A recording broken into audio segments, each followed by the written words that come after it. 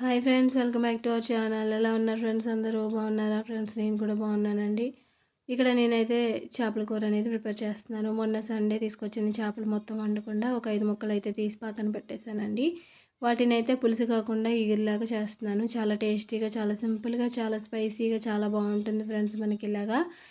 ఇక్కడైతే నేను చేప ముక్కలకి చక్కగా కారం, ఉప్పు పట్టి పక్కన పెట్టేశాను. దానికోసం అయితే ఒక పెద్ద ఆనియను, ఒక టమాటా, వెల్లుల్లిపాయి, జీలకర్ర, పచ్చిమిర్చి అయితే తీసుకున్నానండి. మనకి పులుసు కాకుండా చేపల కూర సింపుల్గా ఇలా ఎగిరి కింద పెట్టుకుంటే చాలా టేస్టీగా ఉంటుందండి రైస్లోకి. ఇక్కడ మనం ఒక బాండి పెట్టేసి దాంట్లోనే కొంచెం నూనె వేసేయండి. మనకి చేపల కూర కాబట్టి ఆయిల్ అనేది కొంచెం ఎక్కువగానే వేసాను ఫ్రెండ్స్ నేను. ఆయిల్ కొంచెం వేడైన తర్వాత మనం దీంట్లో కట్ చేసుకున్న ఆనియన్ అయితే వేయాలి. మీరు కావాలితే మిక్సీ పట్టుకొని కూడా వేసుకోవచ్చు. కానీ నేను ఇలా సింపుల్గా చక్కగా ఆనియన్ ఫ్రై చేసి కర్రీ అనేది చేస్తున్నానండి. చాలా బాగుంటుంది ఇలాగా. ఇక్కడ మనకి ఆనియన్ కొంచెం ఫ్రై అవ్వాలంటే మంచి గోల్డ్ కలర్లో వచ్చేదాకా ఫ్రై చేసుకోవాలి. హై ఫ్లేమ్లో పెట్టి కర్రీ అనేది ప్రిపేర్ చేస్తున్నానండి. మనకి ఉల్లిపాయ అనేది కొంచెం మగ్గింది కాబట్టి తర్వాత దీంట్లో మనం టమాటా అనేది వేసుకోవాలి. ఇక్కడ మీరు గ్రేవీ ఎక్కువ కావాలనుకున్న వాళ్ళైతే టమాటా అనేది కొంచెం ఎక్కువగా తీసుకోండి. నేనైతే ఒక టమాటా తీసుకున్నాను, సరిపోతుంది ఫ్రెండ్స్. మనకి చేప ముక్కలు తక్కువగా ఉన్నాయి కాబట్టి ఆనియన్ కూడా ఒకటి తీసుకుంటే సరిపోతుంది మనకి. ఈ టమాటా మగ్గాల్సి ఉంది కాబట్టి మనం ఒకసారి టమాటా వేసేసిన తర్వాత మనకి వెల్లుల్లిపాయి, జీలకర్ర, అల్లం వేసుకోలేదండి. వెల్లుల్లిపాయి, జీలకర్ర అది కొంచెం పచ్చివాసన పోయేదాకా, అంటే మరీ మెత్తగా కాకుండా కొంచెం పరగగా నేను రోల్లో దంచుకున్నాను ఫ్రెండ్స్.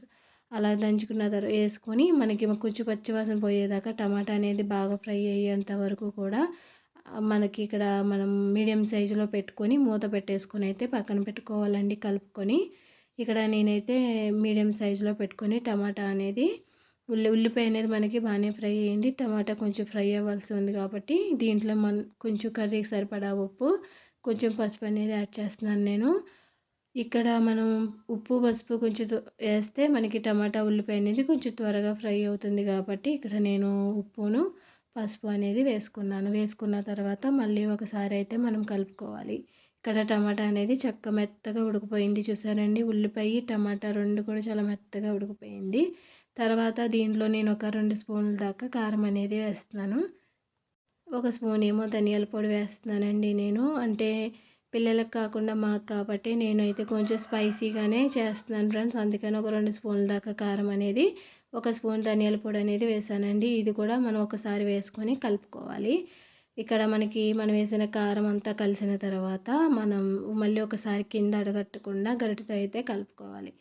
ఆ తర్వాత ఇక్కడ నేను చేప ముక్కలు అనేది వేసుకుంటున్నానండి. ఇక్కడ చేప ముక్కలు మనకి వేసుకున్న తర్వాత చేప ముక్కలు కలుపుకోవాల్సిన అవసరం లేదండి మనకి.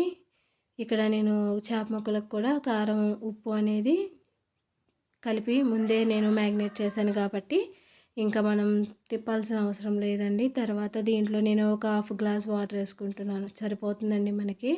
ఒక హాఫ్ గ్లాస్ వాటర్ అయితే మనకి కరెక్ట్గా సరిపోతుంది. ఎందుకంటే ఇది ఇగురు కాబట్టి మనకి సింపుల్గా గ్రేవీ కూడా చాలా బాగా వస్తుందండి మనకి. ఉల్లిపాయ మిక్సీ పెడితేనే గ్రేవీ కాకుండా ఇలా మనం ఆనియన్స్ కోసుకొని ఫ్రై చేసుకుంటే మనకి గ్రేవీ అనేది వస్తుందండి. ఒక హాఫ్ గ్లాస్ వాటర్ వేసిన తర్వాత ఇక్కడ నేను మూత పెట్టేసుకున్నాను చూసారండి. ఇంకా ఫైనల్ మనం కొంచెం కొత్తిమీర యాడ్ చేసుకుంటే మనకి కర్రీ జస్ట్ 10 మినిట్స్ అండ్ 15 మినిట్స్లో మనకి కర్రీ అనేది ప్రిపేర్ అయిపోతుంది. ఇక్కడ చూసారా ఫ్రెండ్స్, కర్రీ అనేది చాలా దగ్గరగా ఎగిరిపోయింది. చాలండి ఇలాగా వేడి వేడి రైస్లోకి చేపల కూర పులుసు కాకుండా అలా ఎగురు కూడా చాలా బాగుంటుంది. సింపుల్గా మనకి ఇలా మనం ప్రిపేర్ చేసుకోవచ్చు.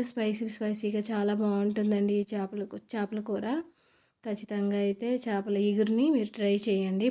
పులుపు లేకుండా ఇలాగ మనం చేపల ఇగురు సూపర్ ఉంటుంది ఫ్రెండ్స్. ఓకే ఫ్రెండ్స్, ఫైనల్లీ నేను చేసిన ఈ చేపల కూర ఎలా ఉందో కామెంట్ చేయండి, లైక్ చేయండి, షేర్ చేయండి. Bye friends.